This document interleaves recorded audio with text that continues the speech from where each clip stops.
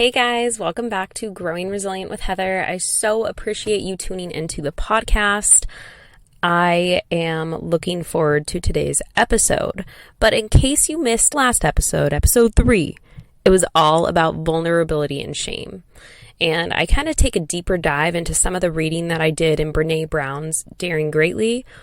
She's my hero, by the way. I just want to be Brené Brown when I grow up. Tune into that episode if you want to learn more about just exploring vulnerability and shame. In today's episode, I am going to be focusing on finding yourself. So if this is a journey that you have gone on, or maybe you're just getting started on, congratulations. It is a hard journey to really look at yourself and reflect and realize pieces and parts of you that you want to change. But it is the most worthwhile journey that I have ever gone on my life.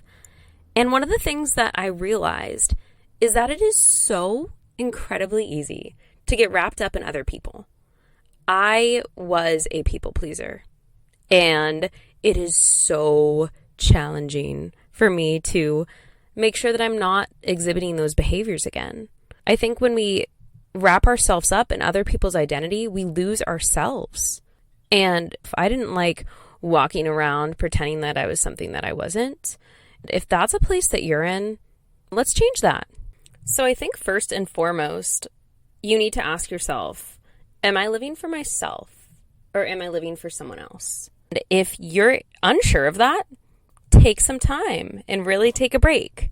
And sometimes when we take the time to really explore this question and we find out that we were living for someone else, it's easy to feel a lot of frustration and anger towards ourselves. So it's really imperative that you give yourself grace throughout this process. Go back to the last episode and think about shame and guilt, because throughout this process, if we are feeling shame or guilt, then it's going to make it a lot harder. And this process is ugly. It is not a fun process when you realize, oh, I've actually been leaning into someone else and not living my authentic self. I haven't been showing the world who I truly am. The first thing for me is this is a journey I really had to explore. And therapy definitely helped me figure out who I am. I had to really ask myself and figure out who I was as a person. And the first question that I asked myself, and feel free to write down these questions, maybe they'll help you out, I don't know, is what do I enjoy? And when it came to what do I enjoy, I had to sit back and think. And I realized I love hanging out with my dogs. I love being in nature. I love going on hikes and letting my dogs run loose, which might seem a little irresponsible. There's not normally other people around, so we're solid. I like just being consumed by the nature around me. I love stand-up paddleboarding and just being able to be on a lake where I feel so at peace and so connected with nature. That was the first step to me being able to truly find myself. I used to love snowboarding, and this year I actually did not go snowboarding at all. So I'm not sure if that's something that I truly enjoyed or if I was just leaning into RJ because that was something he enjoyed.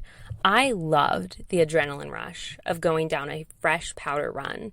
There is just nothing that compares to that at all. But I didn't make my way up to Big Bear or Mammoth this year. Maybe next year. There's always next season.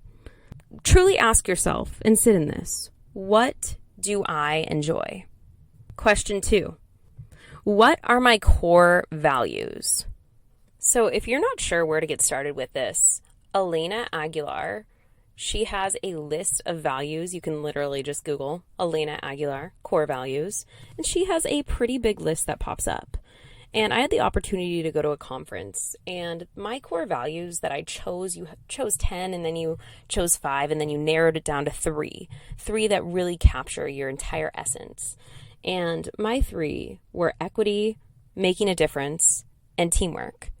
And I think it's easy for us to say, wow, these are my values that are attributed only to work. But no, those are the values that I hope to live out every single day, no matter my location. So I urge you, in fact, right now, pause this podcast and go Google those core values. You can print it out. You can mark up that list. It's a good activity. Really think about the values that encapsulate you, and then try to narrow it down to 3 or 5 core values. And from there, you can create a mission statement, and that will help you just find yourself. And finding yourself, I don't think I've connected finding yourself and growing resilient. Being able to spring back from tough things, you need to know who you are as a person. If we have this tragedy or these life circumstances thrown at us and we just don't know who we are, that's when we might turn to substances or unhealthy behaviors, unhealthy habits that are going to stifle us in our progress and growth forward. You ready for question number 3? I hope you are. Question number 3. What circumstances, trauma, or excuses are holding me back? Ooh, that one hits home. What circumstances are holding you back from truly being yourself? Are you leaning into someone else because you don't know who you are? Or maybe because you've been taught to be codependent? Is that how all of your relationships have been in the past? Because I know for myself, I was definitely codependent, and that made me lose my identity. When we're not clear about our identity, it's going to be a lot easier to just latch onto someone and to lean further into them, which isn't going to help us in the long run. Our job is to be put on this earth and make the world a better place and not just lean into other people. I mean, having community is one thing. That's absolutely one thing. But I think it's extremely important for us to evaluate, am I leaning into this community, and this community is the only thing that is shaping who I am? Because then we might go into a cult culture. I don't know. I mean, previous experience. Went to a very conservative church. It wasn't a cult, but it was looked down upon if I wore jeans. What trauma is holding you back? The messages that we were told as children. It might be something that you need to dig deep. Maybe it was something that happened in your 2nd or 3rd grade class. But what is holding you back from wanting to be able to find yourself? When we think about our trauma holding us back, there was a song that came to mind, and this was My Own Monster by X Ambassadors. This was on my boxing playlist at the gym, and it was always just so amazing to punch a bag and to think, wow, I've created a monster, and this is the way it's going to be. But I also realized that I was just pushing that trauma down further. And eventually it would come up and it would just be a huge, disgusting gag fest. And I don't even know if that's a word. Just made it up. These lyrics just really struck me when I didn't want to explore the trauma and when I didn't want to think how it was holding me back. And lately, I find when I look into the mirror, there's a stranger staring back and smiling ear to ear. Yeah, this world can be so cold. Give me shelter from this storm. And it's keeping me warm, keeping me warm. Think I created a monster, and now I'll never be alone again. I think I've made myself a new best friend. Yeah, it's making me stronger. I created a monster, and now I'll never feel the same again. And now I'll never feel pain again. So I created a monster. That's probably offbeat a little. I mean, X Ambassadors sings it a lot better. So go check out that song. It'll also be on the Spotify playlist of all the songs that I'm talking about in these podcasts. So check that out. We don't want our trauma to become a monster, and we don't want it to hold us back and make us harder. I think that when we're thinking about finding ourselves, it's an easy rabbit hole to go down because I've moved past that and I have not just let my own monster control me. And what excuses are holding you back? Are you saying that you don't have enough time? Because we all have 24 hours in this day. Let's say you sleep for 8. That's about 16 hours that maybe you're awake. Let's say you work for 8 hours. That's an additional 8 hours a day. I have really had to think and limit any and every excuse over the past 70 days when I've been doing 75 hard. I mean, excuses are not in my language anymore. I literally spent 75 days, well, at this moment, I spent 70 days. But I spent 75 days, because I'm going to finish in 5 days, saying no to alcohol, saying no to cheat meals, saying no to hanging out with my friends. Or when I did go out with my friends, I watched them drink and I just drank some iced tea. I literally went to a conference and there was this delicious chocolate cake that everyone got. And you know what? I walked and I got a protein shake. I've been doing 2 45-minute workouts a day for the past 70 days, and my body has never felt better. Jump over your excuses, and believe me, I used to be the excuse monster. Yep, that was me. I would just make all of the excuses. But I think once we're able to explore what trauma is holding us back, as well as what circumstances and what excuses are holding us back, then we can start to move forward. Okay, next up, finding yourself. How can I be my own remedy? And here is where I am going to pull in this song that I just discovered by Adele. Don't know why I just discovered it, because it was on her 25 album, and that's been out for a while. Adele says, every story has its scars, but when the pain cuts you deep, when the night keeps you from sleeping, just look and you will see that I will be your remedy. When I first heard this song, I thought, wow, I am my own remedy. This journey of discovering yourself and of self-growth, wow, that is where we can be our own remedy. We don't need to seek out someone else to fix us or to save us. You are entirely capable of figuring out who you are. Let me digress for a moment. Definitely recommend going to therapy. If you can take a step back and say, this is a hard journey for me to do on my own, I need to bring in some professional help to help me with this, that is the perfect place to start. And that is where I started this journey. I've spent the last 70 days reading professional growth and self-development books, and that has really helped as well. Next up, our next question. Who is at the center of everything that you do? Is it you?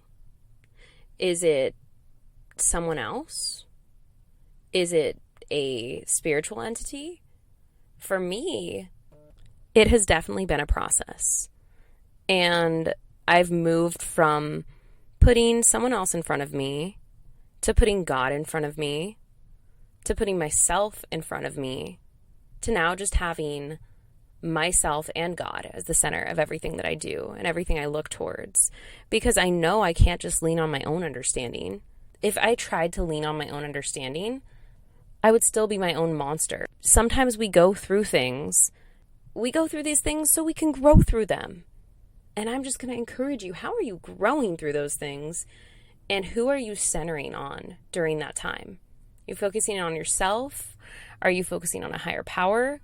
And if you have not tried focusing on God or a higher power or turning to spirituality, I'm going to urge you to try that. It's amazing when you know that there is just someone out there who loves you unconditionally, no matter what. I don't think that there is anything more beautiful than that. With finding ourselves, it is important to have an attitude of gratitude and I think that also ties back to our spirituality, or just who do you have at the center of everything that you do? Are you grateful for these little blessings that we didn't even know could exist? Every time I see a hawk in the sky, it just makes me smile. It almost brings tears to my face, and I love looking at the feathers underneath the hawk and just seeing it soar so beautifully in the sky, because I know that RJ is released from his depression and from all of the demons that he was fighting for such a long time.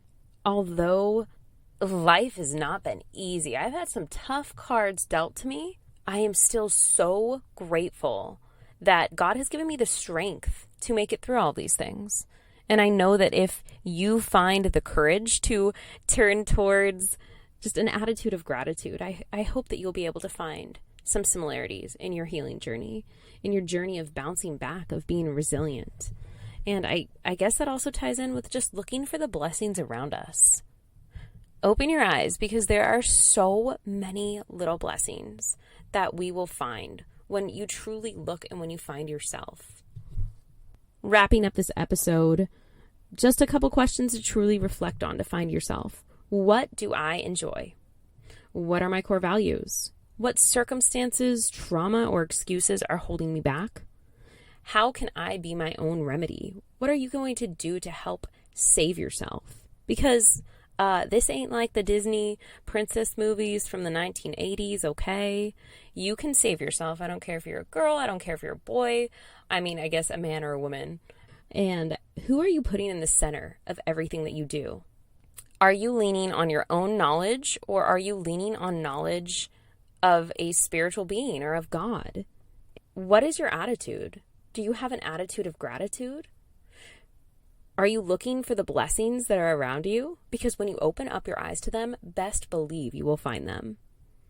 I hope that you continue growing.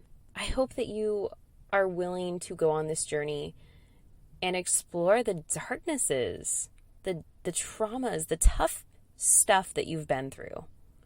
And I hope that you are willing to just grow and to be the most authentic, the most beautiful version of you, no matter what life throws at you. Because we need more people that care. We need more people that are willing to find themselves in this world. I think that's it. Find your core values. Let me know what drives you. I hope you enjoyed this podcast episode. Subscribe, do all of that stuff. Anyways, love y'all. Reach out to your family and friends. Tell them how much they mean to you. And I invite you, challenge yourself. Is there a friend that you can go on this journey of finding yourself with? Just another plug. Hurt, Hope, and Healing, my poetry book, is going to be coming out soon. I think it's going to be on Amazon. Hang in there, friends. And I know the journey of finding yourself is not easy, but it is absolutely worthwhile. Keep on growing resilient.